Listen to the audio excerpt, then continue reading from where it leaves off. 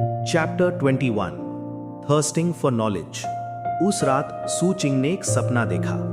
पिछले 6 सालों में यह पहली बार था जब वो किसी ऐसे कमरे में सोया था जो इतना आलीशान था। पहली बार वो आराम में था, ठंड उसे काट नहीं रही थी और शायद यही वजह थी कि बहुत लंबे अरसे बाद उसे नींद में सपना आया। उसके सपने में ये दुनिया इतनी जालिम नहीं थी। आसमान में उस टूटे हुए गॉड का चेहरा नहीं लटक रहा था। उसके माता पिता वहां उसके साथ थे, उसका बड़ा भाई भी वहां था। बिना किसी फिक्र के वो अपने दोस्तों के साथ स्कूल जा रहा था। वहां से लौटकर वो एक गरम घर में आया जहां अपने परिवार के साथ बैठकर उसने गरम खाना खाया और फिर एक सुकून भरी नींद सो गया। लेकिन उस सपने में भी वो अपने परिवार के चेहरों को साफ नहीं देख पा रहा था। उसने कोशिश की, लेकिन ऐसा लग रहा था जैसे वो सब एक धुंध, एक मिस्ट में छुपे हुए हैं। सुबह हुई, सू चिंग की आंख खुली। वो अपने बिस्तर पर लेटा रहा और छत को घूरता रहा। सपने से बाहर आते ही उसे अपने इर्द गिर्द एक गर्माहट महसूस हुई। उसने धीरे से आसपास देखा। कमरा ग्रे ईंटों और टाइल से बना था। एक डेस्क थी, एक बिस्तर था और एक वॉशरूम भी। जमीन अभी भी हल्की गर्म थी, जो कल रात स्टोव में जली आग की वजह से थी। फर्श पर एक वोवन मैट बिछी थी और एक बुक शेल्फ भी था, भले ही वो खाली था। हर चीज साधारण थी, लेकिन सू चिंग के लिए ये किसी महल से कम नहीं था। एक गहरी सांस लेकर वो वॉशरूम की तरफ गया। पानी से भरे बेसिन में उसने अपने हाथ डाले। उसने बड़े ध्यान से देखा कि कैसे उसके हाथों से मैल फिसलकर पानी में घुल रहा है। फिर उसने तुरंत अपने हाथ पानी से बाहर खींच लिए। साफ हाथों को देखकर उसने उन्हें वापस अपने कपड़ों पर रगड़ दिया ताकि वो फिर से गंदे हो जाएं। फिर उसने आईने में देखा। उसका ओवरकोट, उसके लंबे काले बाल जो बुरी तरह बिखरे हुए थे और उसका चेहरा जो धूल से ढका था। इन सब के बीच उसकी चमकती हुई आंखें। कुछ देर तक खुद को देखने के बाद उसने खिड़की से बाहर झांका। उसकी आंखें ठंडी हो गईं। बर्फ का तूफान गुजर चुका था। सूरज निकल आया था और उसकी रोशनी सर्दियों की आखिरी बर्फ को पिघला रही थी। दूर कहीं पेड़ों पर पिघलती बर्फ के नीचे से हरे रंग की बर्ड्स दिखाई दे रही थीं। इसका मतलब साफ था, बसंत यानी स्प्रिंग आ चुका था। वो कमरे से बाहर निकला। हमेशा की तरह उसने सार्जेंट थंडर के कमरे की तरफ देखा। कोर्टयार्ड में कुत्ते उठे नहीं, बस उन्होंने अपनी पूंछें हिलाकर उसका स्वागत किया। मुझे कुछ काम निपटाने हैं, उसने सोचा। उसकी आंखों में एक डिटर्मिनेशन थी। कोर्टयार्ड का गेट खोलकर वो कैंप में निकल पड़ा। उसे पता था उसे कहां जाना है। सुबह का वक्त था तो ज्यादा स्कैवेंजर्स अभी उठे नहीं थे। वो कैरावैन एरिया की तरफ बढ़ा। गार्ड्स ने उसे देखा, लेकिन उसका रास्ता नहीं रोका। आखिरकार वो फिजिशियन यानी उस वैद्य के टेंट के पास पहुंचा। वहीं से उसे किसी के जोर जोर से पढ़ने की आवाज आई। एक पल हिचकिचाने के बाद सू चिंग चुपचाप टेंट के बाहर खड़ा हो गया और सुनने लगा। कैरावैन के गार्ड्स उसे हैरानी से देखे, फिर नजरें फेर ली। कुछ अभी भी उसे घूर रहे थे। सू चिंग ने उन पर ध्यान नहीं दिया। टेंट के अंदर से आती पढ़ने की आवाज ने उसे पूरी तरह बांध लिया था। धीरे धीरे उसे समझ आया कि ये सिर्फ पढ़ाई नहीं हो रही, बल्कि किसी तरह का टेस्ट लिया जा रहा है। ये वही लड़की थी जो उसे याद थी। वो बोल रही थी, गोल्डन ट्विस्ट ग्रास, जिसे 3 लीफ पर्ल्स या कोल्ड डिस्पेलिंग ग्रास भी कहते हैं। ये सेज फैमिली का पौधा है, जिसे शॉर्ट लीव्ड किलिंगा कहा जाता है। इसका इस्तेमाल जड़ से लेकर चोटी तक किया जा सकता है। ये पहाड़ी इलाकों और नमी वाले मैदानों में उगता है। साउथ फीनिक्स में ये राइजिंग नेदर और वाइड स्पिरिट के दक्षिणी प्रीफेक्चर्स में मिलता है। ये लंग्स को साफ करता है, खांसी रोकता है, बुखार और जहर को निकालता है, ब्लड क्लॉट्स को घुलाता है और सूजन कम करता है। जहरीले सांपों के काटने पर, गिरने से लगी चोट, हड्डी टूटने और मोच में ये असरदार है। ये इसके साथ मिलकर अच्छा काम करता है। शुरू में लड़की ने पूरे भरोसे के साथ बोला, लेकिन आगे बढ़ते हुए वो अटकने लगी। ये किसके साथ मिलकर अच्छा काम करता है? ग्रैंड मास्टर बाई ने सख्त लहजे में पूछा। लड़की की आवाज में डर था। ये राइनो फायर ब्लॉसम्स के साथ मिलकर दवा बनाने में काम आता है, जो यांग को यिन में बदलता है। इससे जहर रोकने वाला लिक्विड बनता है, जो ग्रैंडिटाइजेशन पिल्स का मुख्य हिस्सा है। उसने जल्दी जल्दी सब बोल दिया और एक लंबी सांस ली। सू चिंग टेंट के बाहर खड़ा बड़े ध्यान से सब कुछ सुन रहा था। अब उस लड़के की बारी थी। वो लड़की से भी ज्यादा हिचकिचा रहा था। पेल बैक रूट, जिसे ये स्पर्ज फैमिली का रबर प्लांट है जिसकी जड़ें हल्की होती हैं। ये थोड़ा कड़वा होता है और ये 5 यिन ऑर्गन्स को शांत करता है। और आखिर में उसकी आवाज धीमी पड़ गई। वो सब भूल चुका था। टेंट के अंदर लड़का बहुत घबराया हुआ लग रहा था। उसने लड़की की तरफ देखा, उम्मीद करते हुए कि वो मदद करेगी। लड़की को जवाब पता था, लेकिन वो चुप रही। लड़का रोने जैसा हो गया। तभी ग्रैंड मास्टर बाई, जो उनके सामने बैठे थे, अचानक टेंट के बाहर देखने लगे। एक गार्ड ने उन्हें इशारा किया। ग्रैंड मास्टर बाई ने कुछ सोचा, फिर सर हिला दिया। वापस उस हकलाते हुए लड़के की तरफ मुड़कर उन्होंने गुस्से में नाक सिकोड़ी। आज रात तुम classic of plants and vegetation को 10 बार कॉपी करोगे। लड़का सच में रोने वाला था, लेकिन उसने कोई बहाना नहीं बनाया, बस उदासी से सर झुका लिया। अपने दोनों शागिर्दों का टेस्ट लेने के बाद ग्रैंड मास्टर बाई ने ऐलान किया कि वो अपना डेली लेक्चर शुरू करने जा रहे हैं। पता नहीं क्यों, लेकिन आज उनकी आवाज पहले से ज्यादा तेज और साफ थी। लड़के ने ध्यान नहीं दिया, लेकिन लड़की ने नोटिस किया। वो थोड़ी हैरान थी। उसने पलकें झपकाते हुए साइड में देखा, जहां सुबह की धूप में टेंट के पर्दे पर एक दुबले पतले इंसान की परछाई नजर आ रही थी। टेंट के बाहर सू चिंग पूरी एकाग्रता से ग्रैंड मास्टर बाई का एक एक शब्द सुन रहा था। उसे डर था कि कहीं वो कुछ भूल न जाए, इसलिए वो हर बात अपने दिमाग में बिठा रहा था। उसके लिए ये ज्ञान, ये नॉलेज एक अनमोल खजाना था जिसे पाने की उम्मीद उसे कब से थी। वक्त गुजरता गया। ग्रैंड मास्टर बाई ने आज आम दिनों से दुगने वक्त तक लेक्चर दिया। जब वो रुके तब तक दोपहर होने वाली थी और बाहर इलाज करवाने वाले स्कैवेंजर्स की लाइन लग चुकी थी। तभी ग्रैंड मास्टर बाई बोले, क्या वो नौजवान जो टेंट के बाहर है कृपया अंदर आएगा? सू चिंग झटके से अपने ख्यालों से बाहर आया। अचानक उसे थोड़ा गिल्टी महसूस हुआ। उसने गहरी सांस ली, टेंट का पर्दा हटाया और चुपचाप अंदर चला गया। आमतौर पर वो इतना नर्वस नहीं होता, लेकिन वो सिर्फ सवाल पूछने आया था और चोरी छुपे लेक्चर सुनने लगा। स्कैवेंजर कैंप में ऐसे रवैये पर लोग अक्सर बुरा मान जाते हैं। सू चिंग को घबराया हुआ देखकर ग्रैंड मास्टर बाई ने शांति से पूछा, बताइए क्या मदद कर सकता हूँ? साइड में बैठी लड़की ने सू चिंग को ध्यान से देखा। वो उसे पहचान गई। ये वही था जो एक बेहोश बूढ़े आदमी को अपनी पीठ पर लाद कर लाया था। प्रणाम ग्रैंड मास्टर बाई, सू चिंग ने सर झुकाकर कहा। फिर उसे सार्जेंट थंडर का रवैया याद आया तो उसने हाथ जोड़कर गहरा झुकाव दिया। थोड़ी हिचकिचाहट के बाद वो बोला, मैं लाइफ स्पैन फ्लावर के बारे में कुछ और जानना चाहता था। फिर उसने वो 5 सफेद गोलियां निकाली जो बोन ब्लेड ने उसे दी थी और उन्हें ग्रैंड मास्टर बाई के सामने रख दिया। एक गोली भी कीमती थी, लेकिन सू चिंग को लगा कि चोरी से लेक्चर सुनने की कीमत चुकाने के लिए ये काफी नहीं है। शायद 5 भी कम थी। इसीलिए उसने 10 स्पिरिट कॉइन्स के निकाले और उनके बगल में रख दिए। तब जाकर उसे थोड़ा सुकून मिला। ग्रैंड मास्टर बाई ने उसे लंबे वक्त तक गौर से देखा, फिर लड़की की तरफ मुड़े। तिंग्यू, तुम समझाओ। लड़की सीधी होकर बैठ गई। चेहरे पर संजीदगी थी। वो बोली, लाइफ स्पैन फ्लावर, जिसे लाइफ एक्सटेंडिंग फ्लेम और गॉड स्पिरिट वीड भी कहा जाता है, ये रीजनरेशन ट्री नामक एक गॉड टाइप वेजिटेशन का म्यूटेशन रूप है। इसके 73 नोन म्यूटेशंस हैं, लेकिन सिर्फ पहली किस्म ही दवा में इस्तेमाल होती है। ये फॉरबिडन रीजन्स में कहीं भी उग जाते हैं। इनका कोई फिक्स ठिकाना नहीं होता। ये बहुत दुर्लभ है। इनका इस्तेमाल कटे हुए अंगों को वापस उगाने, लाइफ फोर्स को बढ़ाने और दिमागी चोट के अलावा किसी भी तरह की चोट को ठीक करने में होता है। समझाने के बाद लड़की ने एक किताब निकाली, पन्ने पलटे और एक तस्वीर दिखाई। ये ऐसा दिखता है। तस्वीर में एक फूल था जो दिखने में साधारण था, सिवाय इसके कि उसकी पत्तियों के किनारे आरी या सॉटूथ जैसे कांटेदार थे। फूल के बीच में एक अजीब सा निशान भी था।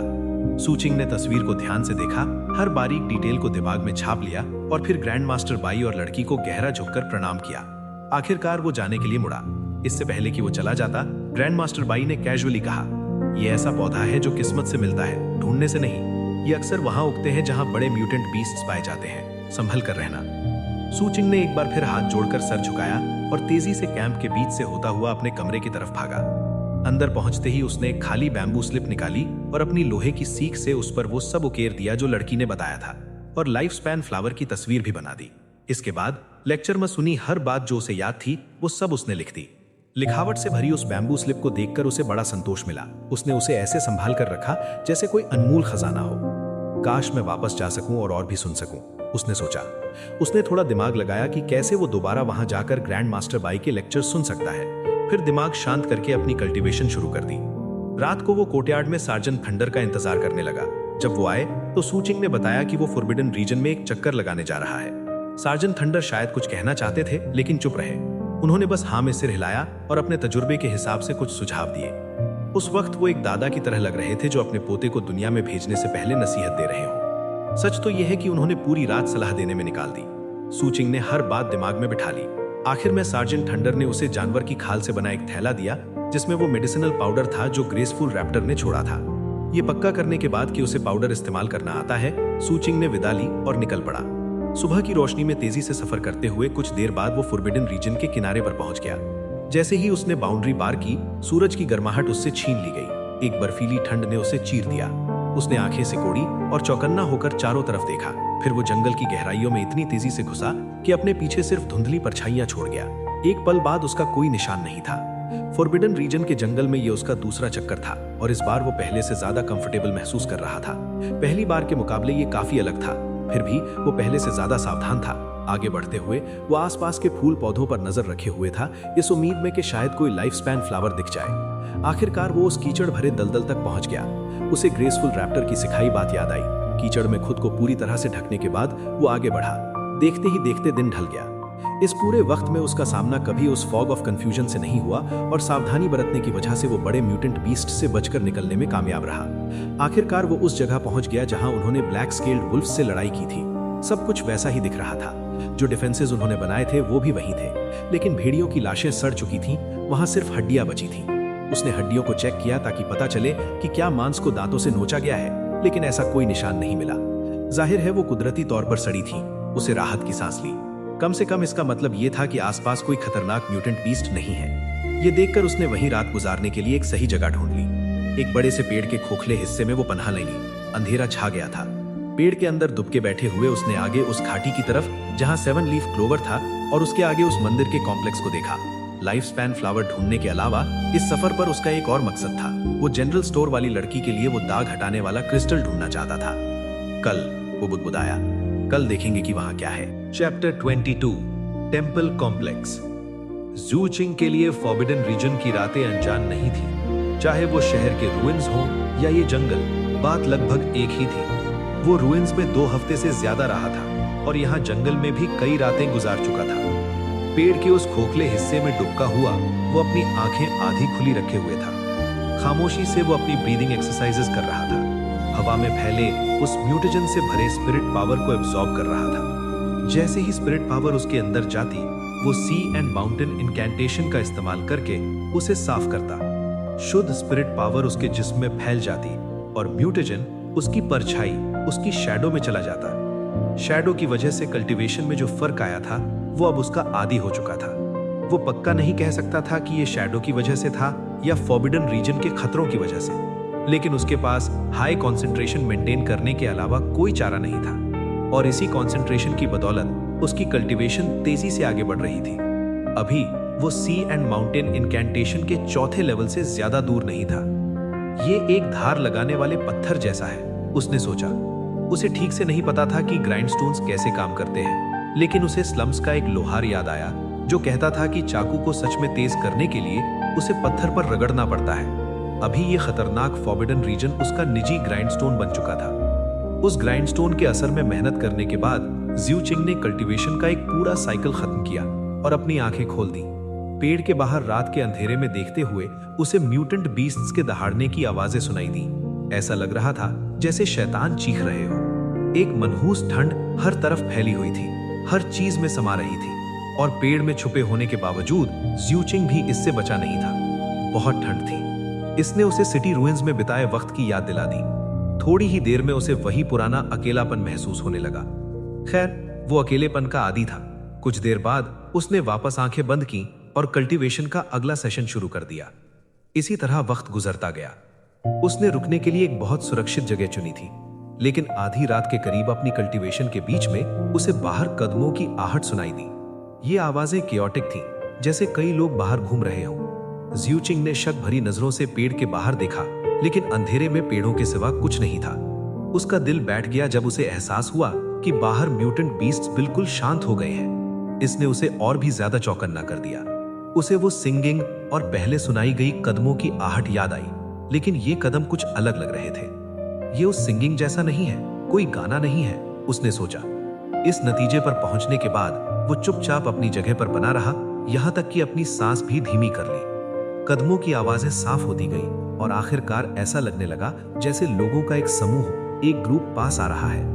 उसी वक्त एक ठंडक उठी, इतनी तेज कि ज़्यूचिंग को डर लगा कि कहीं वो वहीं जम न जाए।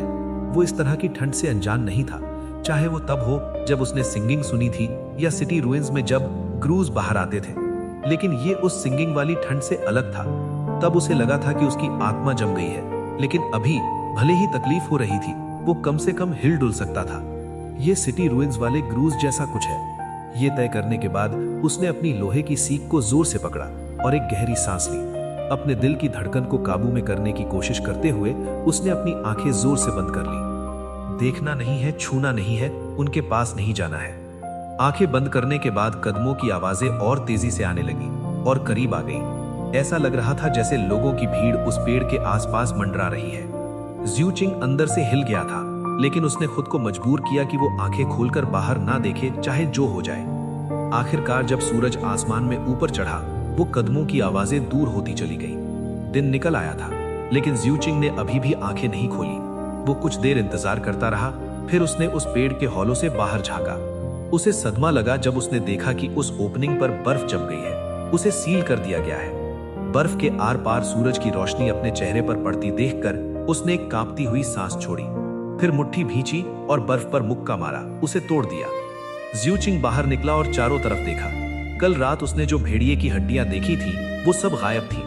उनकी जगह वहां ढेर सारे पैरों के निशान थे, इंसानी पैरों के निशान। इतने सारे निशान थे कि वहां कम से कम सैकड़ों लोग रहे होंगे।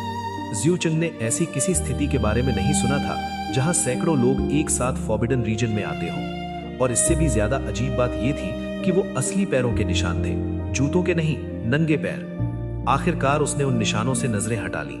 उसे फॉरबिडन रीजन्स के इन ग्रूज के बारे में एक नई समझ मिल रही थी। शुक्र है कि अब दिन का उजाला था, जिसका मतलब था कि खतरा कम था और ज़्यूचिंग अपनी खोज छोड़ने वाला नहीं था। वो आगे बढ़ता गया। कुछ घंटों बाद वो उस जगह पहुंचा जहां उसने और स्क्वाड थंडरबोल्ट ने कैनियन में 7 लीव्ड क्लोवर्स तोड़े थे। पहले की तरह सूरज की रोशनी उन लटकती हुई वाइन्स को भेदकर अंदर नहीं आ पा रही थी। पूरा इलाका फूलों की खुशबू से भरा हुआ था और बाहर की खतरनाक दुनिया से बिल्कुल अलग लग रहा था, लगभग एक जन्नत जैसा। वहां पहुंचकर उसे राहत महसूस हुई। फिर उसने उसके पार दूर दिख रहे उस टेम्पल कॉम्प्लेक्स की तरफ देखा। उसने सिर्फ एक पल आराम किया, फिर अपनी नजर हटाकर तेजी से आगे बढ़ गया। कैनियन के पार जंगल और भी घना था। सूरज की रोशनी मुश्किल से ही पहुंच रही थी, लेकिन शायद इसलिए कि वो प्राचीन टेम्पल कॉम्प्लेक्स अभी भी अपनी पुरानी शान और ताकत की कुछ हल्की सी रोशनी बिखेर रहा था, वो इलाका कम खतरनाक लग रहा था। आसपास का जंगल भी थोड़ा गर्म महसूस हो रहा था। दरअसल जैसे जैसे वो कॉम्प्लेक्स के करीब आ रहा था, जंगल के पेड़ बाहर की दुनिया के साधारण पेड़ों जैसे लग रहे थे। वो मुड़े तोड़े और काले नहीं लग रहे थे। उसे कुछ 7 लीव्ड क्लोवर भी दिखे जो उसने तोड़ लिए। इस इलाके के बारे में सब कुछ हैरान करने वाला था, लेकिन उसने अपनी सावधानी कम नहीं की। 2 घंटे और गुजर गए और शाम होने वाली थी। तभी ज़्यूचिंग जंगल से बाहर निकला और अपने सामने उस टेम्पल कॉम्प्लेक्स को देखा। वहां अभी भी पेड़ थे, लेकिन ज्यादा नहीं। जो धूप उसकी आंखों में पड़ रही थी वो चौंधियाने वाली थी। फिर भी उसे वहां कई मंदिर के ढांचे दिखाई दिए। वो गोलाकार थे और सभी दर्जनों मीटर ऊंचे थे। ज्यादातर पत्थर की दीवारें टूटकर मलबा बन चुकी थी, लेकिन कुछ बिल्डिंग्स अभी भी काफी हद तक सही सलामत थी। पूरे इलाके में एक शानो शौकत का एहसास था। अंदर कदम रखते ही उसके पैरों के नीचे कंकड़ पत्थर की आवाज आई और पता नहीं क्यों उसे लगा जैसे वो किसी विशाल साम्राज्य को देख रहा हो। सब कुछ खंडर था, लेकिन हर चीज में सदियों पुराना गहराई का एहसास था। ऐसा लग रहा था जैसे वो रूइंस उसे अपना इतिहास सुनाने की कोशिश कर रहे हो। थोड़ा और अंदर चलने पर वो एक टूटी हुई मूर्ति के सामने पहुंचा। मूर्ति का नीचे का ज्यादातर हिस्सा टूटकर मलबा बन चुका था, लेकिन सिर और कंधे सही सलामत थे। फिर भी वो मूर्ति हवा में 90 मीटर ऊंची थी। जब ये पूरी रही होगी तो कम से कम 600 मीटर ऊंची रही होगी।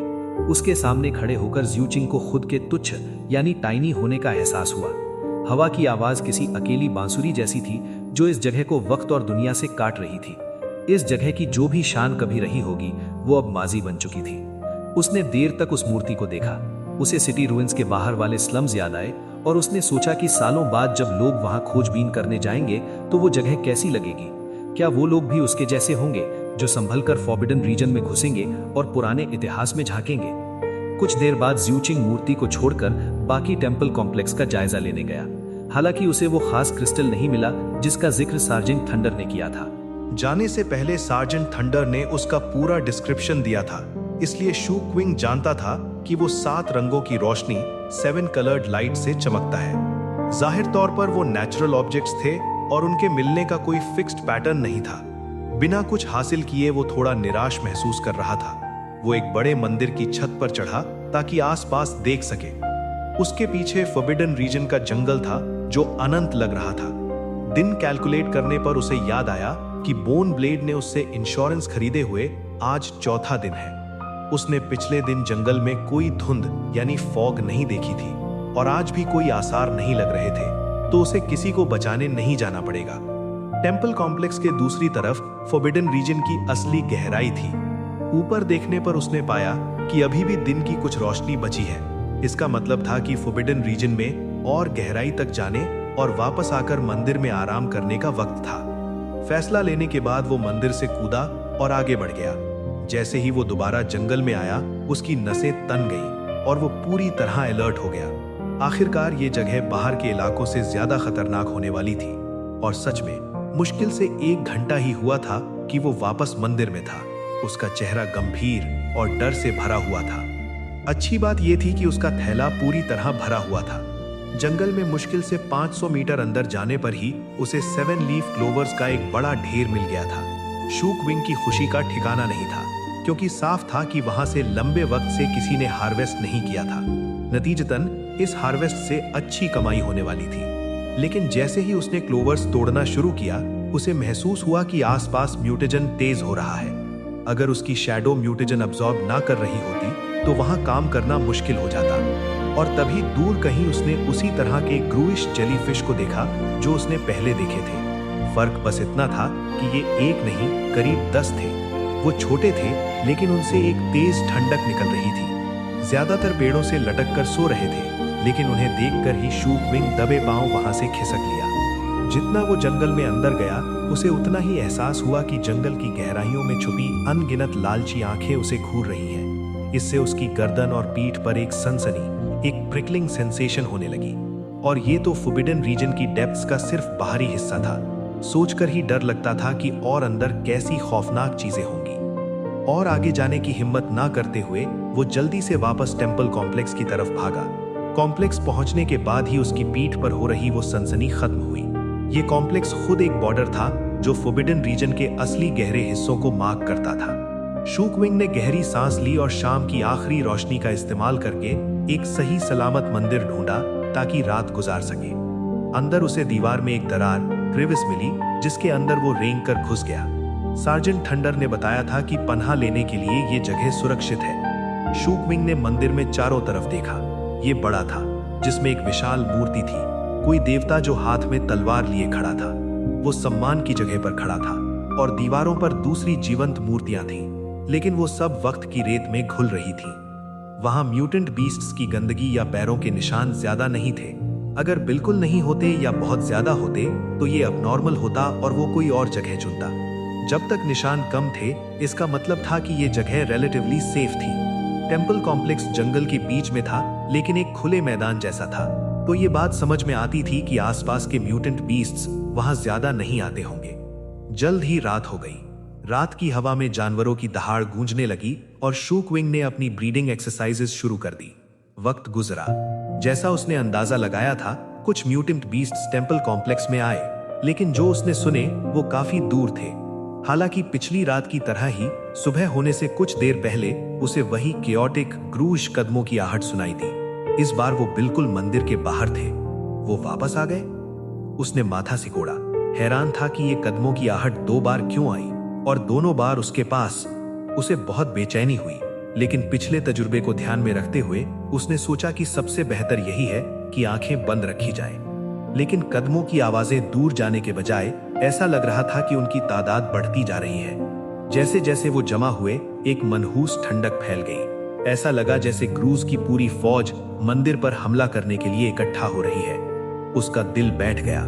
उसने अपनी लोहे की सींग को जोर से पकड़ा और सोचने लगा कि हालात ज्यादा खतरनाक हुए तो भागने का रास्ता क्या होगा। तभी बाहर कदमों की आवाजें बंद हो गई। सब कुछ बेहद शांत हो गया। इस खामोशी ने उसे कोई राहत नहीं दी। ये तो तूफान से पहले की खामोशी जैसा था, जिसने उसके रोंगटे खड़े कर दिए।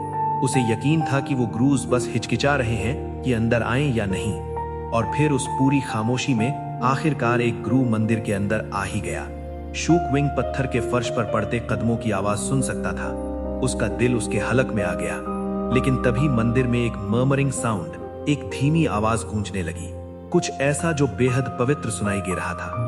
सोने के रंग की रोशनी की धाराएं दीवारों से रिसने लगी, मंदिर को रोशनी से भर दिया और शूक विंग को ढक लिया। अब उसकी बंद आंखें घुप अंधेरे को नहीं बल्कि एक तेज चमक को महसूस कर रही थी। और वो गोल्डन लाइट इतनी तेज हो गई कि उसकी आंखें दुखने लगी। फिर ग्रूज से मिलने के बाद पहली बार उसने अपनी आंखें खोल दी। Chapter 23 single sabre strike. जू किंग ने एक तेज सोने जैसी रोशनी देखी। ये रोशनी दीवारों पर बनी मूर्तियों से आ रही थी, जो वक्त के साथ घिस चुकी थी। हर मूर्ति रोशनी का एक जरिया थी, जो मंदिर को एक बेमिसाल चमक से भर रही थी। लेकिन रोशनी का सबसे बड़ा जरिया वो छोटी मूर्तियां नहीं थी, बल्कि वो मंदिर की मुख्य विशाल मूर्ति थी। एक दिव्य प्रतिमा जिसके हाथों में पत्थर का एक बड़ा सा सेबर था। सदमे में जू किंग ने मंदिर की रोशनी में देखा। उसने देखा कि मंदिर के दरवाजे पर एक साया खड़ा था, जो काली धुंध से घिरा हुआ था। उसका चेहरा या कोई निशान देखना नामुमकिन था, पर वो इंसान जैसा लग रहा था। और जैसे ही उस पर वो सुनहरी रोशनी पड़ी, वो लहराने लगा और बिखरने लगा। उसके पीछे मंदिर के बाहर काले सायों की एक बड़ी भीड़ थी। वहां सैकड़ों रहे होंगे। कुछ इंसान जैसे लग रहे थे और कुछ जानवर जैसे। उनसे एक ऐसी हैरान कर देने वाली ठंड निकल रही थी, जो किसी लहर की तरह मंदिर के दरवाजे पर खड़े साए से जुड़ने के लिए दौड़ रही थी।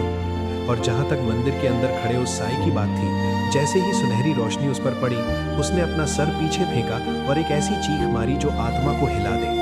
लेकिन उसने मंदिर के अंदर एक कदम भी आगे नहीं बढ़ाया। ऐसा लग रहा था जैसे अब उसे ऐसा करने की मनाही हो। जू किंग ने सेबर पकड़ी हुई उस मूर्ति की तरफ देखा और अचानक उसे एहसास हुआ कि वो कितनी जीवंत, कितनी असली लग रही है। फिर उसकी हैरानी का ठिकाना नहीं रहा जब वो मूर्ति अपने चबूतरे से उतरी और चलने लगी, एक गहरी शान और पवित्रता से भरी हुई, जैसे कोई भगवान आसमान से धरती पर उतर आया हो। वो उस साए की तरफ बढ़ी। उसने सेबर उठाया और नीचे झटका दिया।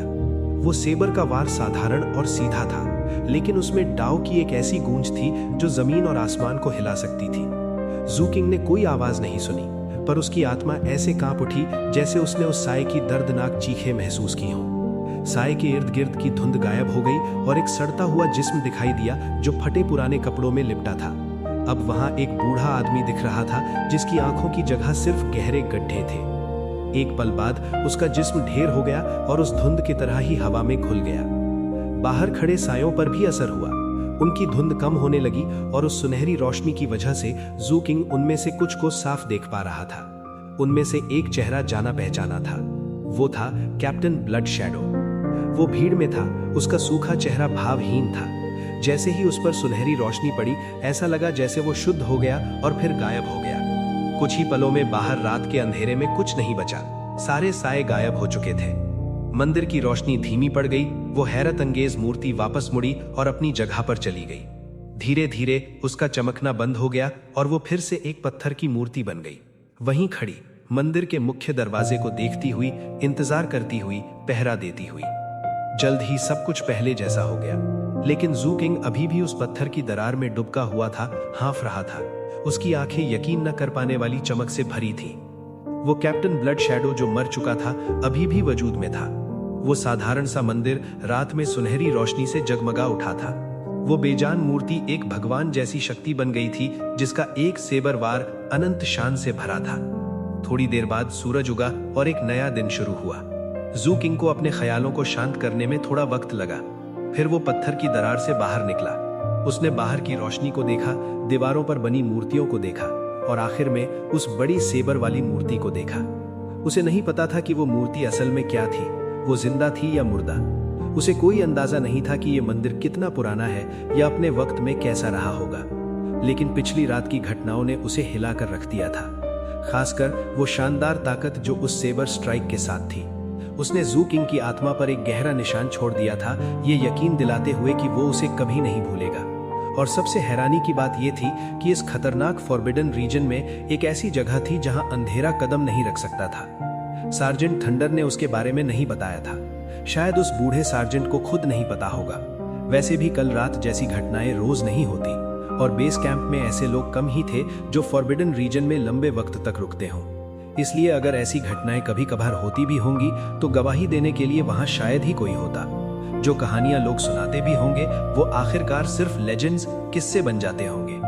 मूर्ति को एक लंबी नजर देखने के बाद जू किंग ने हाथ जोड़े और गहरा झुककर प्रणाम किया। फिर कुछ सोचने के बाद उसने अपने थैले से एक मोमबत्ती निकाली, मूर्ति के सामने रखी और जला दी। आखिर में उसने एक और सम्मानजनक प्रणाम किया और मंदिर से निकल गया। कॉम्प्लेक्स से बाहर निकलने के बाद भी वो बार बार मुड़कर पीछे देख रहा था, इस उम्मीद में कि ये नज़ारा उसे सब कुछ याद रखने में मदद करेगा। और वो उस एक सेबर स्ट्राइक के बारे में सोचना बंद नहीं कर पा रहा था।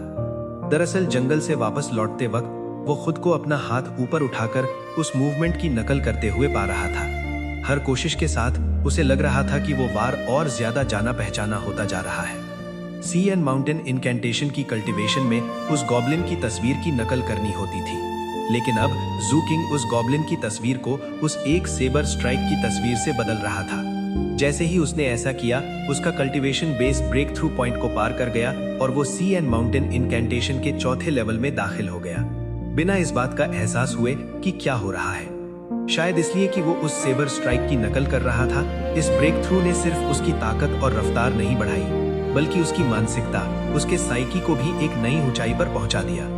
नतीजतन जू किंग को लगा कि वो अब ज्यादा साफ सोच सकता है, और जब उसने अपना हाथ ऊपर उठाया तो ऐसा लगा जैसे उसमें उस सेबर स्ट्राइक की असली फितरत का कुछ हिस्सा समाया हुआ है। इस एहसास ने उसे खुशी से भर दिया। 2 दिन गुजर गए, शायद इसलिए कि वो फॉरबिडन रीजन के किनारे पर था, या शायद उस मंदिर में हुई हैरत अंगेज घटना की वजह से।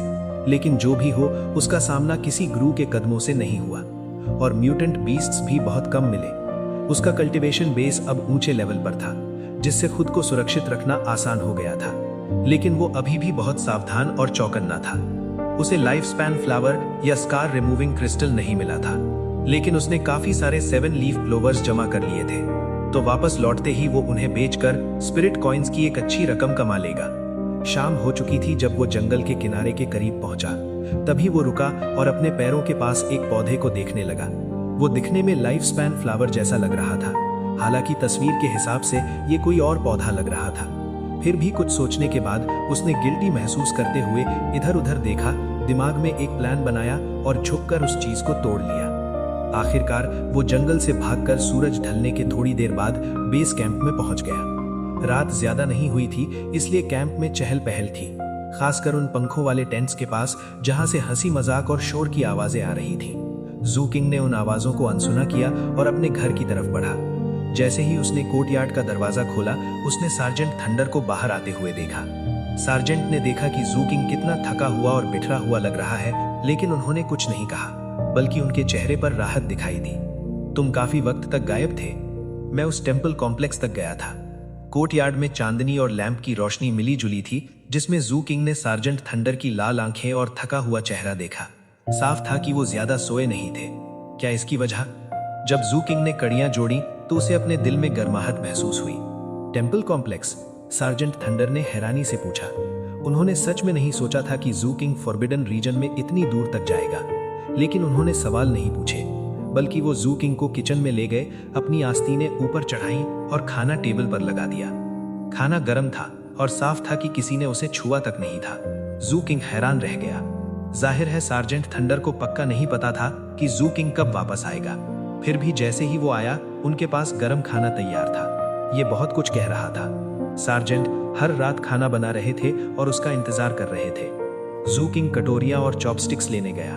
हमेशा की तरह उसने 3 लोगों के लिए टेबल लगाई, अपने सामने 2 सेट्स रखे। फिर वो खाने बैठ गया।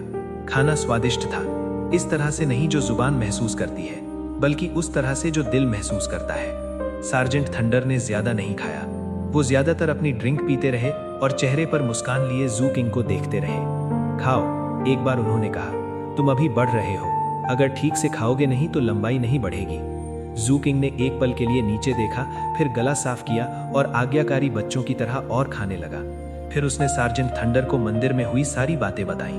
पहले तो सार्जेंट थंडर बस अपनी शराब की चुस्कियां ले रहे थे, लेकिन कहानी सुनने के बाद उन्होंने गहरी सांस ली और बोले, मैंने पहले किसी को ऐसी बात करते सुना था, लेकिन ये बहुत पहले की बात है। शायद और भी लोग होंगे जिन्होंने वही देखा जो तुमने देखा, लेकिन सिंगिंग की तरह ये भी आखिरकार एक लेजेंड, एक किस्सा बन जाता है। अब जब मैं सोचता हूँ तो कहानियां हमेशा यही कहती हैं कि ये सिंगिंग के बाद होता है। सार्जेंट थंडर अचानक अपने ख्यालों में खो गए, जैसे कोई पुराना गम याद आ गया हो। जू किंग अंदाजा लगा सकता है कि वो क्या सोच रहे हैं, और उसे लगा कि इसका जिम्मेदार वो खुद है। शायद उसे ये कहानी नहीं सुनानी चाहिए थी। कुछ ही देर बाद सार्जेंट थंडर ने खुद को संभाला। जू किंग को उदास देखकर वो मुस्कुराए। तुम बहुत सेंसिटिव हो बच्चे, मैं इतना कमजोर नहीं हूं जितना तुम सोचते हो। उन्होंने शराब की एक और घूंट ली, फिर बात बदल दी और जू किंग को कैंप में उसकी गैर मौजूदगी में हुई कुछ मजेदार बातें सुनाने लगे। सार्जेंट पीते रहे और बोलते रहे, जू किंग खाता रहा और सुनता रहा। सच में ऐसा ही लग रहा था जैसे वो दोनों परिवार हो। रात में देर तक सार्जेंट पीते रहे, जबकि शू क्विंग ने सफाई की। आखिरकार बूढ़ा आदमी मुस्कुराया, उठा और अपने कमरे में चला गया।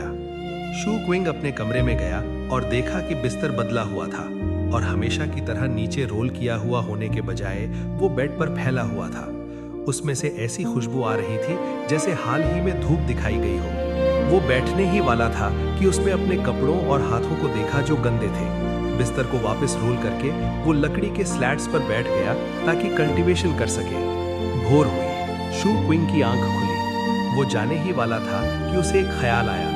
वॉशरूम में जाकर उसने अपने हाथ धोए, क्योंकि उसे ऐसी चीजों की आदत नहीं थी। इसमें थोड़ी मेहनत लगी। जब हाथ साफ और चमकदार हो गए, वो कोर्टयार्ड से निकला और कैरावैन की तरफ चल दिया।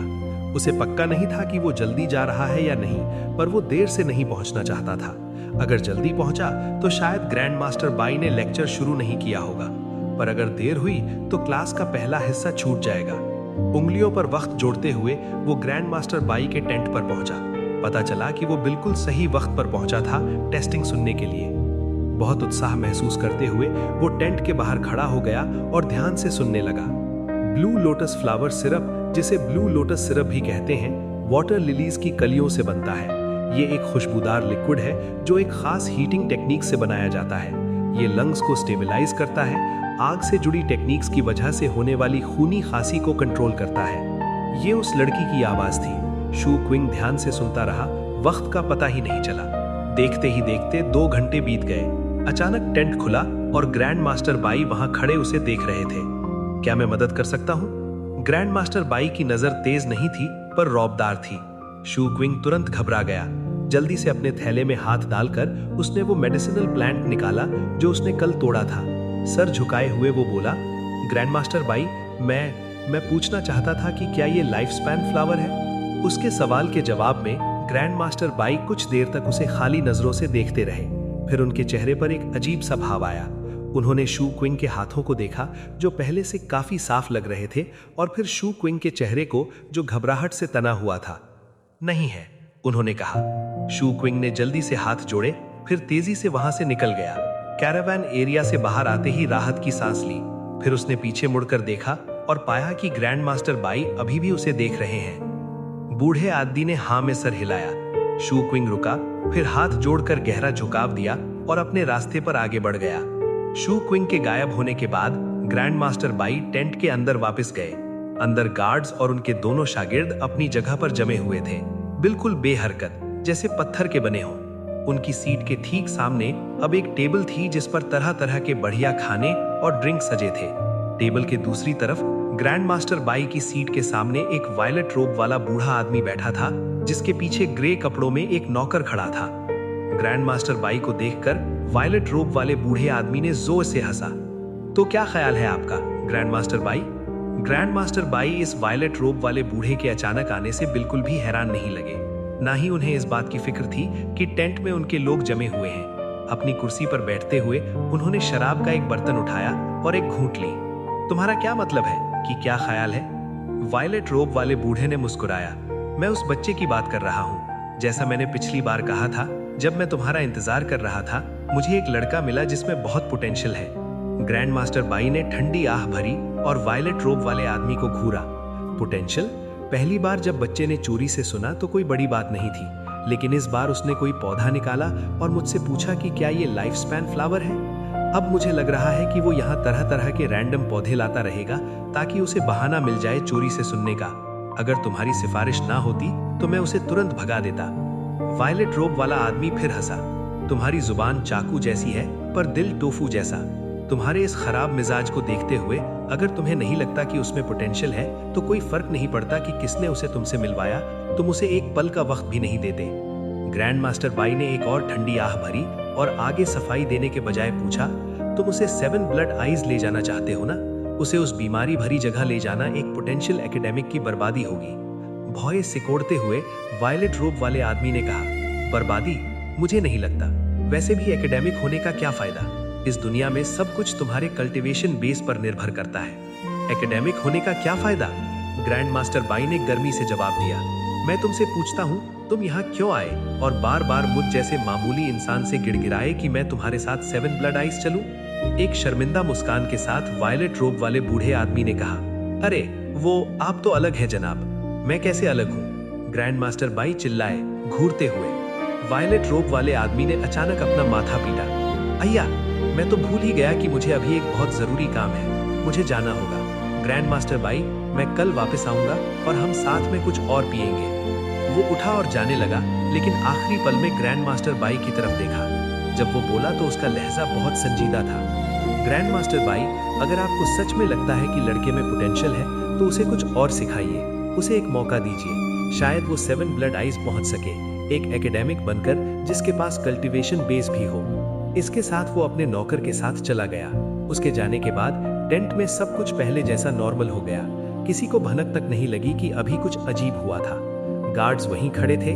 नौजवान लड़का घबराहट में बड़बड़ा रहा था और लड़की हमेशा की तरह खुद पर खुश लग रही थी। जहां तक ग्रैंड मास्टर बाई की बात थी, वो वहीं बैठे रहे, सोच विचार करते हुए उस जगह को देख रहे थे जहां से शू क्विंग गायब हो गया था। चैप्टर 24। अपने घर पहुंचने के बाद सू क्विंग ने एक लंबी सांस छोड़ी। उसे चिंता हो रही थी कि उसने चोरी से सुनकर सही नहीं किया, लेकिन अगर उसे अपनी ज्ञान की प्यास बुझानी थी तो उसके पास कोई और चारा भी तो नहीं था। एक बात तो साफ थी, ग्रैंड मास्टर बाय उसकी छोटी सी चाल को समझ गए थे। मुझे कुछ कीमत अदा करनी चाहिए। सवाल बस ये था कि क्या ऑफर किया जाए और क्या वो स्वीकार किया जाएगा। अगर नहीं तो क्या उसे दोबारा कभी ऐसा मौका मिलेगा। इस नए ख्याल को कहीं वो भूल न जाए, इस डर से उसने अपने थैले से एक बैम्बू स्लिप निकाली और अपनी लोहे की सीख से उस पर ग्रैंड मास्टर बाय उकेर दिया। लिखत पूरी करने के बाद उसने उसे देखा, फिर उस पर 4 और नाम जोड़े। एक था सार्जेंट थंडर का और बाकी 3 वो लोग थे जिन्होंने स्लम्स में उसकी मदद की थी। भले ही वो मदद छोटी थी पर वो उसे याद रखना चाहता था। नाम लिखने के बाद उसने एक और बैम्बू स्लिप निकाली और लेक्चर में सुनी सारी बातें रिकॉर्ड करने लगा। फिर उसने पहले लेसन वाली स्लिप निकाली और सब कुछ रिवाइज किया। तब जाकर उसके चेहरे पर संतोष की एक झलक दिखाई दी। मैं पहले ही 27 तरह के औषधीय पौधों के बारे में जान चुका हूं। सू क्विंग का मूड अच्छा था और ये पूरा दिन बना रहा, यहां तक कि उसकी डेली कल्टीवेशन रूटीन के दौरान भी।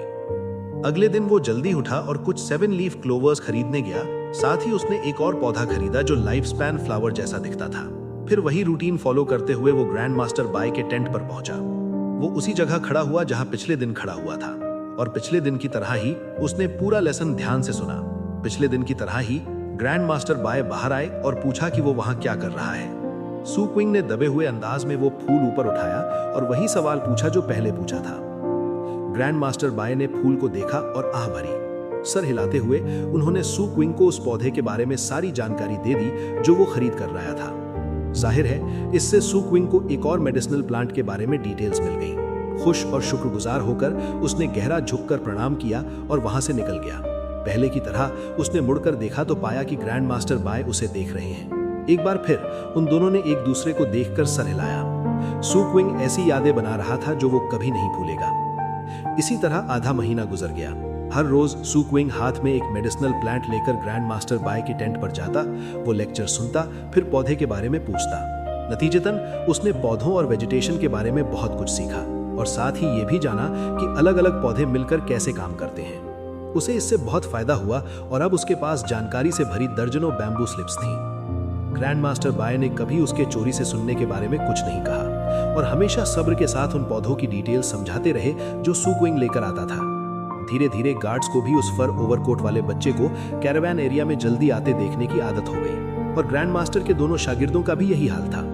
एक बार जब बहुत तेज बारिश हो रही थी तो ग्रैंड मास्टर और उनके दोनों शागिर्दों ने सोचा कि सू क्विंग नहीं आएगा, लेकिन वो वहां एक वोवन रश रेनकोट पहने पहुंच गया।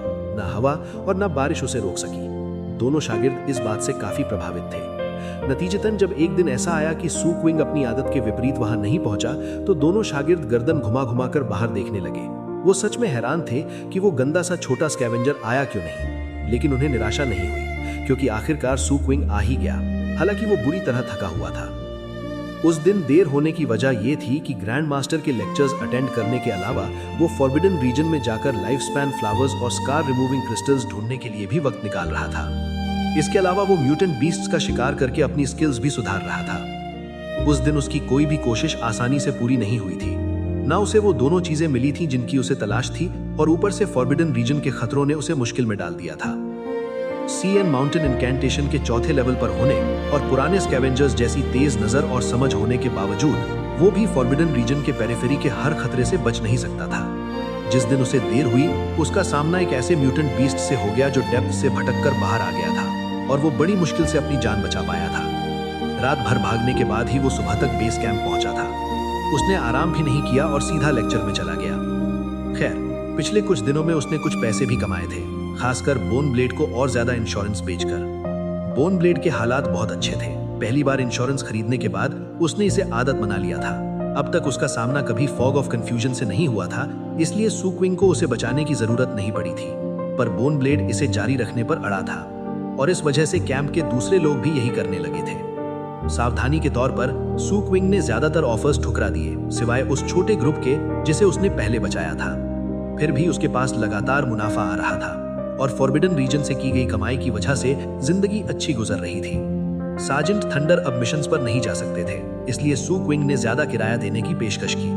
सार्जेंट थंडर ने मना किया, पर सू क्विंग ने जिद की और काफी नानुकुर के बाद सार्जेंट को समझ आ गया कि उनके पास मान लेने के सिवा कोई चारा नहीं है। उन्होंने ज्यादातर पैसा खाने पर खर्च किया, इसलिए जब भी सू क्विंग फॉरबिडन रीजन से वापस आता हमेशा एक गर्म खाना उसका इंतजार करता रहता। सार्जेंट थंडर ने सू क्विंग के लिए कुछ नए कपड़े भी खरीदे।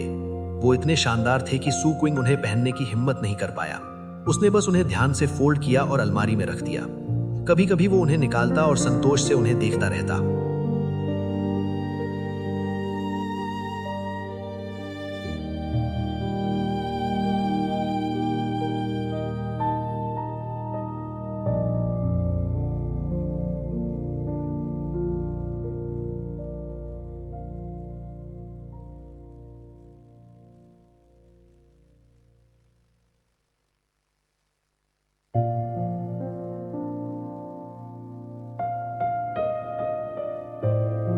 ना सिर्फ खाना स्वादिष्ट होता था, बल्कि सार्जेंट थंडर भी हमेशा उसके साथ होते थे।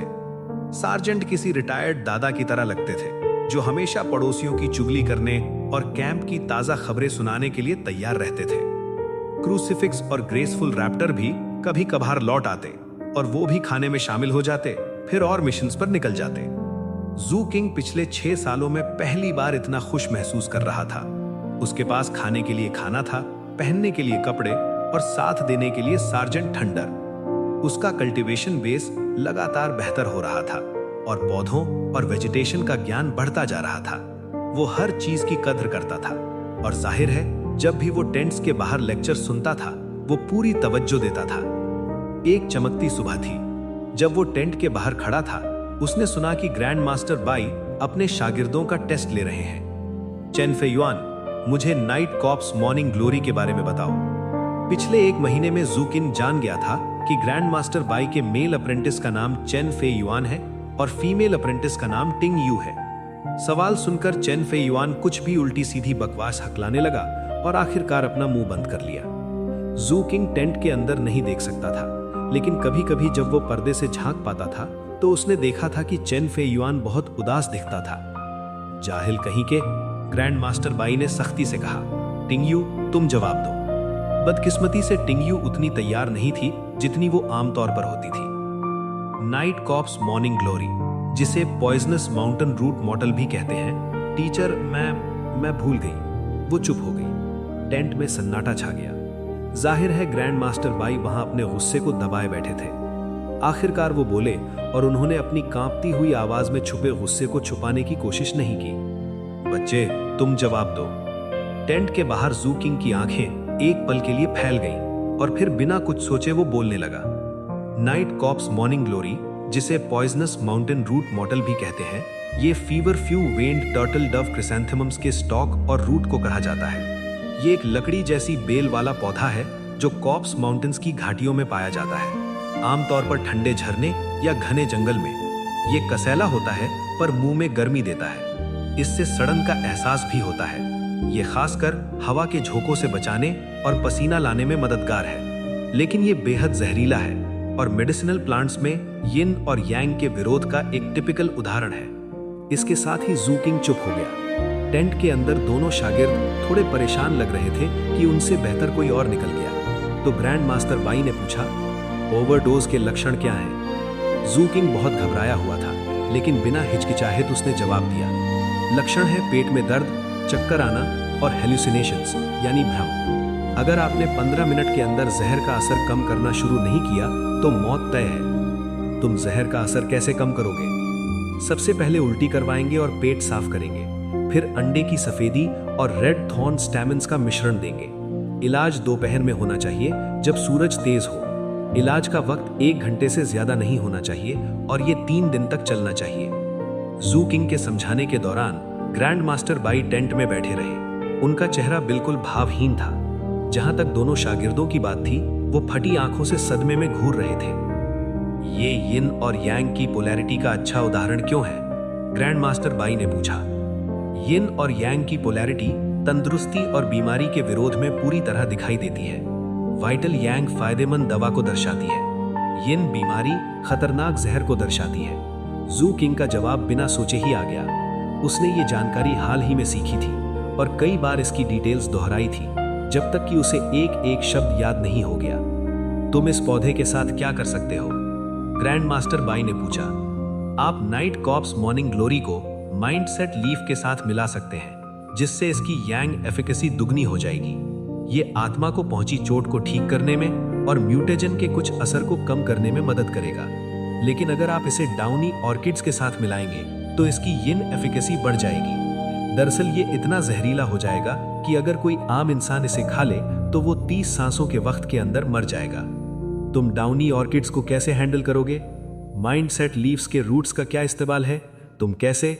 ग्रैंड मास्टर बाई ने जल्दी जल्दी कई सवाल पूछे, जिससे जू किंग और भी नर्वस हो गया, लेकिन उसने उसी रफ्तार में जवाब दिए। जितनी देर में एक अगरबत्ती जलती है, उतनी देर तक एक बूढ़े आदमी और एक नौजवान लड़के के बीच सवाल जवाब का एक गहरा सेशन चला। ग्रैंड मास्टर बाई ने जो सवाल पूछे वो सब पिछले कुछ दिनों के लेक्चर से जुड़े हुए थे, इसलिए जू किंग को सारे जवाब पता थे और वो उन्हें तुरंत दे पाया। दोनों शागिर्द पहले हैरान थे, अब सदमे में लग रहे थे और टेंट की दीवार पर पड़ रही जू किंग की परछाई को खाली नजरों से घूर रहे थे। आखिरकार ग्रैंड मास्टर बाई ने आखिरी सवाल पूछा। 1 साल पुरानी नाइट कॉप्स मॉर्निंग ग्लोरी लो, उन्हें 3 साल पुरानी क्लाउड पासिंग टफ्ट्स के साथ मिलाओ, उसमें 9-10 साल पुरानी शॉर्ट लीव्ड किलिंगास डालो और एक मेडिसिनल लिक्विड बनाओ। वो क्या करेगा? दोनों शागिर्दों के चेहरे उतर गए। ये सवाल पौधों के सीधे डिस्क्रिप्शन के बारे में नहीं था, बल्कि एक कॉम्प्लिकेटेड मिक्सचर के बारे में था। ये पहला सवाल था जिसका जवाब जू किंग तुरंत नहीं दे सका।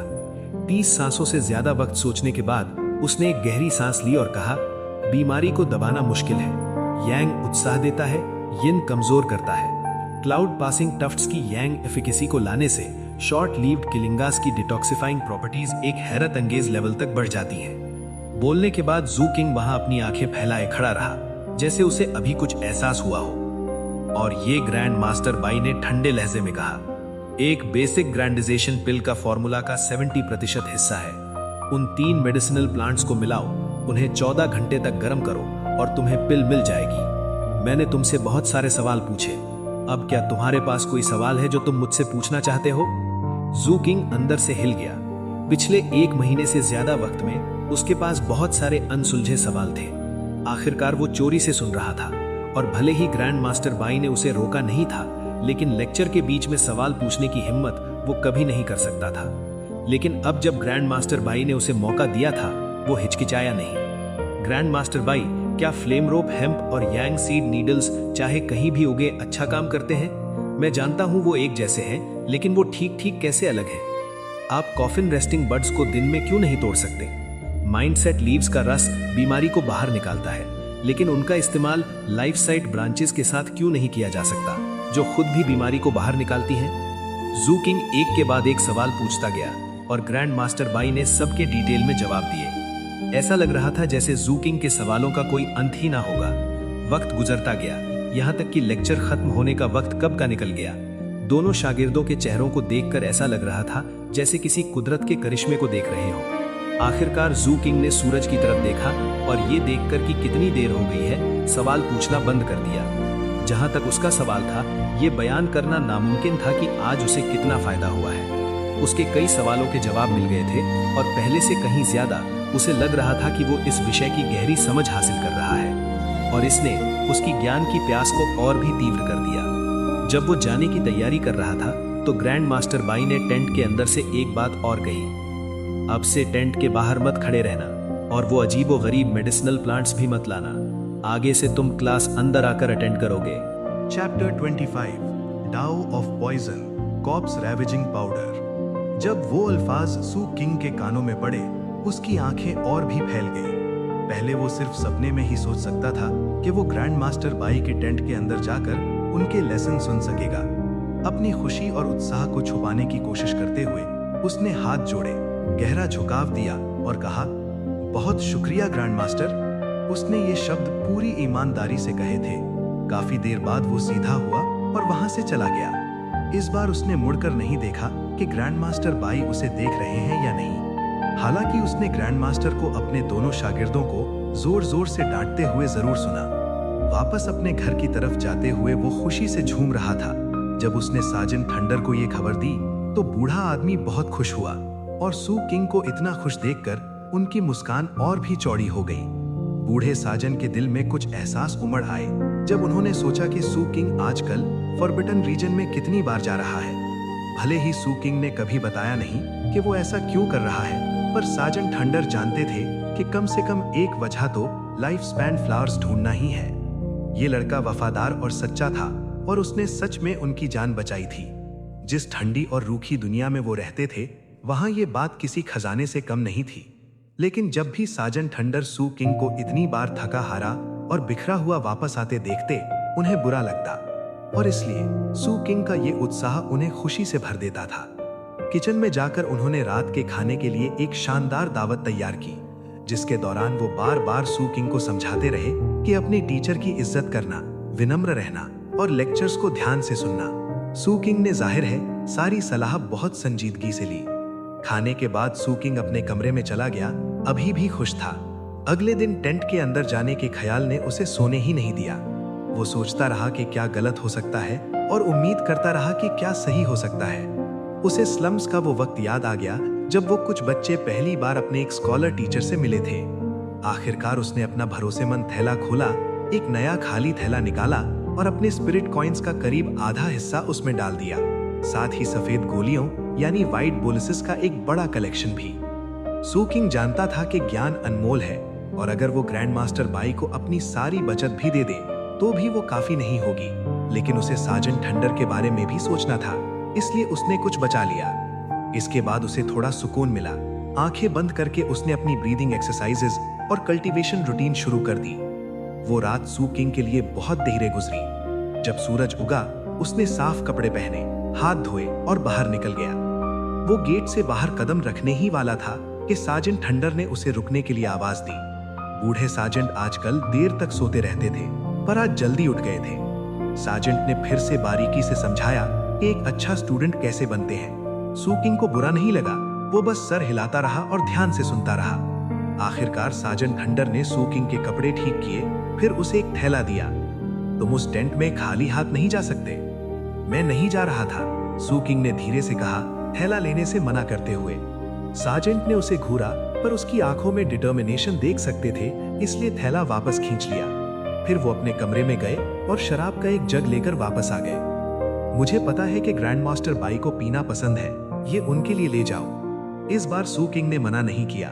शराब लेकर सू किंग कोर्टयार्ड से निकला, थोड़ा आगे चला, फिर मुड़कर देखा और साजन ठंडर को हाथ हिलाया। फिर वो तेजी से ग्रैंड मास्टर बाई के टेंट की तरफ बढ़ गया। सू किंग को जाते हुए देखकर साजन ठंडर मुस्कुराए, और ये लड़का तो तब से भी ज्यादा खुश है जब मैं इसे 7 लीफ क्लोवर्स तोड़ने ले गया था।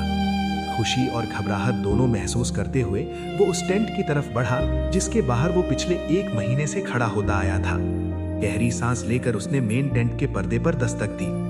अंदर आओ, ग्रैंड मास्टर बाई ने कहा। सू किंग ने अपने कपड़ों को देखा, जल्दी से अपने रोब की तह ठीक की और कुछ सिलवटें सीधी की, फिर पर्दा हटाया। टेंट के अंदर गार्ड्स थे, साथ में ग्रैंड मास्टर बाई और उनके दोनों शागिर्द। जैसे ही सू किंग ने उन्हें देखा, उन्होंने वापस देखा।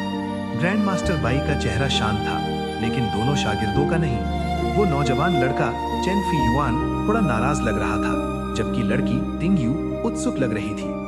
सू किंग ने हाथ जोड़े और ग्रैंड मास्टर बाई को प्रणाम किया। फिर वो थैला निकाला जो उसने तैयार किया था, और साथ में वो शराब भी। जैसा कि उसने स्लम्स की क्लास में सीखा था, उसने कमर से झुककर दोनों हाथों से वो चीजें पेश की। भले ही वो झुका हुआ था, पर उसने ग्रैंड मास्टर बाई की आंखों में थोड़ी गर्माहट देखी। ग्रैंड मास्टर ने थैला नहीं छुआ, लेकिन उन्होंने शराब स्वीकार की। यहाँ तक कि उन्होंने जग खोला और एक फॉर्मल तरीके से एक घूंट पिया, जैसे कि ये कोई रस्म हो। फिर उन्होंने जग नीचे रखा और बोले, चलो शुरू करते हैं। हमेशा की तरह उन्होंने टेस्टिंग से शुरुआत की। इस बार टिंगयू और चेन फे युआन जू किंग के बराबर लग रहे थे। उन्होंने अपना होमवर्क किया था और सारे सवालों के सही जवाब दिए। फिर उन्होंने जू किंग की तरफ देखा। उसने अपना ध्यान ग्रैंड मास्टर बाई पर रखा और सारे सवालों के जवाब दिए। उसके बाद ग्रैंड मास्टर बाई ने सर हिलाया और लेक्चर शुरू किया। जू किंग ध्यान से सुनता रहा। टेंट के अंदर से ग्रैंड मास्टर बाई के लेक्चर सुनने का मौका उसके लिए अनमोल था, इसलिए उसने खुद को जरा सा भी भटकने नहीं दिया। चेन फे युआन और टिंगयू भी यही कर रहे थे, जिससे ग्रैंड मास्टर बाई मन ही मन मुस्कुराए। दर्जन भर दिन गुजर गए। जू किंग अब लेक्चर सुनने का आदी हो चुका था, और अब जब वो ऑफिशियल तौर पर क्लास का हिस्सा था, तो वो इसे कम संजीदगी से नहीं लेता था। नतीजतन उसका ज्ञान बढ़ता गया। लेकिन चेन फे युआन को अपने पुराने तौर तरीकों पर लौटने में सिर्फ कुछ ही दिन लगे। इसके विपरीत टिंगयू ने जू किंग के साथ कदम मिलाया और क्लास में पूरा ध्यान दिया। लेक्चर खत्म होने के बाद वो उससे थोड़ी बात भी करती थी। उसके ज्यादातर सवाल बेस कैंप की जिंदगी के बारे में होते थे, और भले ही जू किंग डिटेल्स में जाने से हिचकिचाता था, पर वो सिंपल एक्सप्लेनेशंस दे देता था। जहां तक चेन फे युआन की बात थी, वो अभी भी जू किंग से नाराज लगता था और मुश्किल से ही उससे 2 शब्द बोले थे। जू किंग को परवाह नहीं थी। वो कभी भी सोशल इंटरैक्शंस में अच्छा नहीं रहा था और हमेशा यही कोशिश करता था कि लेक्चर के बाद जितनी जल्दी हो सके टेंट से निकल जाए। फिर वो फॉरबिडन रीजन में जाता, लेकिन अब उसका वहां एक नया मकसद था, उन पौधों और वेजिटेशन को ढूंढना जिनके बारे में उसने सीखा था। लेक्चर्स अटेंड करने से पहले फॉरबिडन रीजन के सारे पौधे एक जैसे लगते थे, पर अब चीजें अलग थीं। अब जू किंग अक्सर उन पौधों से टकराता था जिन्हें वो जानता था, और उन्हें असलियत में देखने से उसके ज्ञान में गहराई आती थी। लेकिन जैसे जैसे वक्त गुजरा, उसे एहसास हुआ कि फॉरबिडन रीजन में ज्यादातर पौधे अनहेल्दी यिन टाइप के थे जो जहरीले होते हैं। वाइटल यांग प्लांट्स दुर्लभ यानी रेयर थे।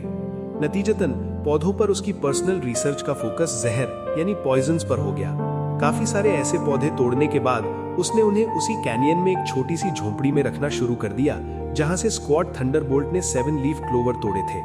वो जगह उसकी पर्सनल लेबोरेटरी बन गई, जहां वो जहर की स्टडी पर फोकस करता था।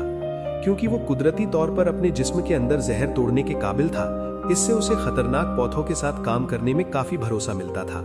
अलग अलग कॉम्बिनेशंस में काफी एक्सपेरिमेंट्स करने के बाद आखिरकार उसने एक बिल्कुल नया और अनोखा जहरीला सीरम बनाया।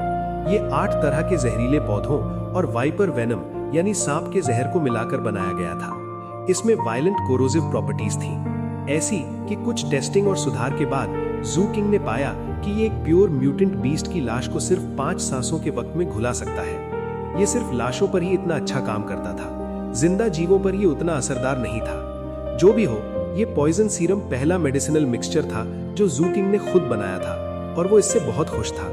धूप में सुखाकर पाउडर बनाने के बाद उसने इसे एक नाम देने का फैसला किया, कॉर्प्स रैवेजिंग पाउडर। वाइटल यांग प्लांट्स दुर्लभ थे, पर उसे कुछ मिले, और इसलिए वो यिन और यांग के पोल्स को मिलाने का एक्सपेरिमेंट कर सका। नतीजतन उसने 7 लीफ क्लोवर्स का इस्तेमाल करके म्यूटेजन को दबाने के लिए एक मेडिसिनल लिक्विड बनाया। उसने ग्रैंड मास्टर बाई को दिखाया और पूछा कि क्या ये सर्जेंट थंडर की हालत में मदद कर सकता है। ग्रैंड मास्टर बाई ने कहा कि सर्जेंट के लिए लाइफ स्पैन फ्लावर के अलावा और कुछ काम नहीं करेगा, यहाँ तक कि वो दवा जो वो पहले से ले रहे थे वो भी धीरे धीरे अपना असर खो देगी। वो बिल्कुल सही थे। सर्जेंट थंडर हमेशा अपनी दवा लेते थे, फिर भी वो कमजोर होते जा रहे थे। जू किंग बस ये होते हुए देख सकता था। एक खास दिन वो दोनों रात का खाना खा रहे थे जब सर्जेंट थंडर कुछ कहने वाले लगे, फिर थोड़ी हिचकिचाए। आखिरकार उन्होंने जू किंग को बताया कि सेहत की वजह से उन्हें स्कैवेंजर बेस कैंप छोड़ना पड़ेगा। दरअसल वो पहले ही पास के एक शहर में रेजिडेंसी परमिट खरीदने की तैयारी कर रहे थे। बच्चे, मैं जानता हूँ तुम्हारा रास्ता तुम्हें इस छोटे से कैंप से बहुत दूर ले जाएगा। तुम्हारा भविष्य उज्जवल है। मैं नहीं चाहता कि तुम मेरे साथ चिपके रहो जब मैं बूढ़ा हो रहा हूँ। जू किंग ने खाना रोक दिया और काफी देर तक नीचे देखता रहा। फिर उसने धीरे से पूछा, क्या आप वापस आएंगे? बिल्कुल, मैं मिलने जरूर आऊंगा। मुस्कुराते हुए सर्जेंट थंडर ने जू किंग के बाल बिखेरने के लिए हाथ बढ़ाया। अंदर ही अंदर उन्होंने आह भरी। सच्चाई ये थी कि वो नहीं चाहते थे कि जू किंग उनकी खातिर फॉरबिडन रीजन के खतरों का सामना करे। जू किंग की फितरत थी सर्जेंट थंडर के हाथ से बचने की, पर उसने ऐसा नहीं किया और इस तरह सर्जेंट ने उसके बाल बिखेरे और फिर मुस्कुराए।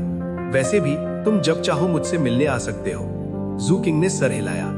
उस रात अपनी कल्टीवेशन रूटीन के दौरान जू किंग बार बार सर्जेंट थंडर के कमरे की तरफ देखता रहा। वो उदास महसूस कर रहा था, पर उसने इसे छुपा कर रखा। हर रोज वो ग्रैंड मास्टर बाई के पास लेक्चर के लिए जाता, फिर जितना हो सके उतना वक्त फॉरबिडन रीजन में बिताता, लाइफ स्पैन फ्लावर्स ढूंढने के लिए। बदकिस्मती से, जैसा ग्रैंड मास्टर बाई ने कहा था, ऐसे फूल किस्मत से मिलते हैं, ढूंढने से नहीं।